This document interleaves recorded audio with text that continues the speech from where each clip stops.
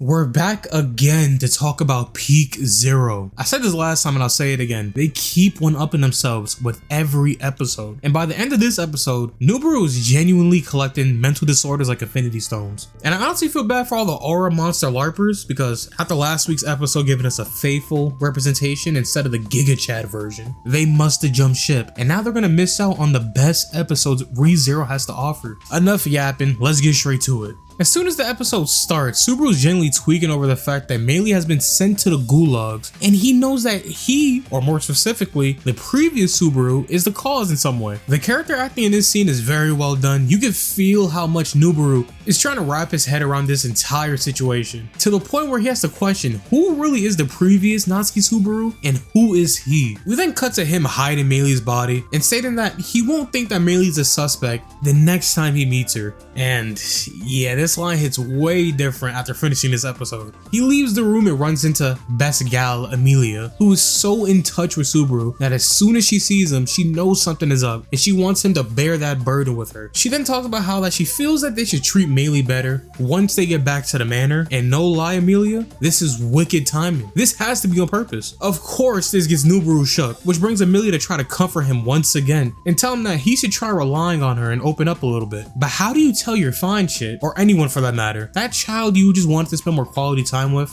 Well, I kinda just sent her to meet Elsa. Well shit, he was actually going to until Ram interrupts them because Beatrice has found something alarming inside the archive. Beatrice then tells them to look at the bookshelf, which causes Amelia to be shocked. And the funny thing about this scene is that Subaru can't read the Lagunica language, so he doesn't know why she reacted that way until she verbally says MEILI's name. They bring Shala in and she's just like, damn, runt number 2 died? That's tough. And then she brings up the fact that someone should read her book just so you can actually see her last moments. And Subaru is like, yeah, facts. If someone has to do it, it gotta be me. He jumps into the book and bro, they executed MEILI's backstory very well. From her being the queen of the beast to meeting Elsa, and then we get to see who MEILI has been referring to as Mama. And of course, it's the Sin Archbishop of Lust, Capella. And the way that they showed how Capella turned MEILI into different things is very well done. I just wish that they somehow narrated or made it more obvious that MEILI isn't just one of these frogs, she's actually all of them. Capella's power is actually insane. It bypasses just like all logic. We then get to see MEILI and Elsa do joint operations where she doesn't know how to really feel about her, especially after Elsa's passing, because she was basically just imitating her because she doesn't really know how to live her own life. But then we actually get to see the fact that in the previous night in the tower, she actually went to the library, most likely to go look up Elsa's Book of the Dead, but she actually ended up getting spotted by our Giga Chad, which causes her to freak out and leave until deciding to spin back and possibly take my bro out. But she ends up speaking with him, and let's be real, this is not our boy. Not even the new version of our boy. Fake Baru starts speaking sweet nothings to her and entices her enough with the potential of helping her with her desires that she tries to take him up on the offer, and we get to see how when the TV static effect happens, that's when he blacks out and turns into this fake amalgamation. And MEILI, you poor child,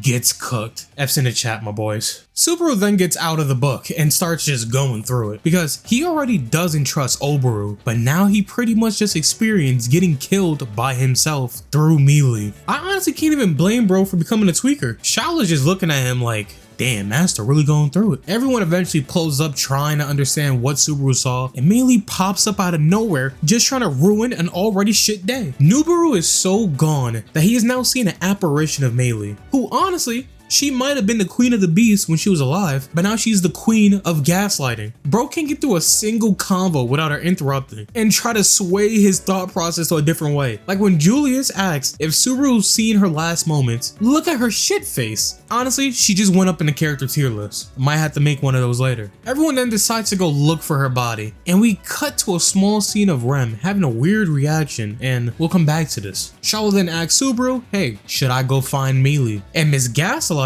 makes him think that Shala knows exactly what's going on, so he agrees. And she has the nerve to say, I get it. You get what? Explain to the crowd. Nubaru, she's on to us. Wait, hold on. Not us. She's on to you, buddy. You're on your own. He starts thinking again on the fact that he doesn't really understand why does everyone care about his other self, and he genuinely just wants to know. MEILI insinuates to him that the Book of the Dead would be the best way to get this answer, and let's just say this sticks with him. Beatrice then suggests going to the green room to, get a full heal, and as they're healing up, MEILI is making Subaru think about spliffing Beatrice so a Book of the Dead could possibly appear so he could just get his answer. Beatrice spots the struggle marks on Subaru's hand and decides, let me go take a closer look at them, which causes Nubaru to freak the hell out, thinking that now she knows, but we actually find out that Subaru has basically been self-harming himself and Beatrice heals him. I was nervous they actually weren't going to include this, but I'm happy that they did. MEILI then interrupts again and asks Subaru, has he heard the phrase, murder is a habit, which the line hits and it's gonna hit even harder at the end of this episode. Everyone meets back up in the dining room and discusses just progressing through the tower because they can't just keep looking for a body forever since they are low on rations and Foxidna is still actively taking out Anastasia with every moment. So Nubaru agrees, saying how, yeah, this is what MEILI would want and MEILI just has to give him shit for it. Subaru, after going back to the green room, decides he just has to look for the body and just to see if it's been discovered. And of course, it's missing. And I would like to hear your theories on who moved it, why it got moved, especially after the fact that Ram pulls up on him and states that she saw him, and then we see flashes of her clairvoyance working, and the episode just ends with Nubaru thinking to himself that murder really is a habit, because now he's about to try to make Ram past tense as well. And that's just another fantastic episode of Re-Go.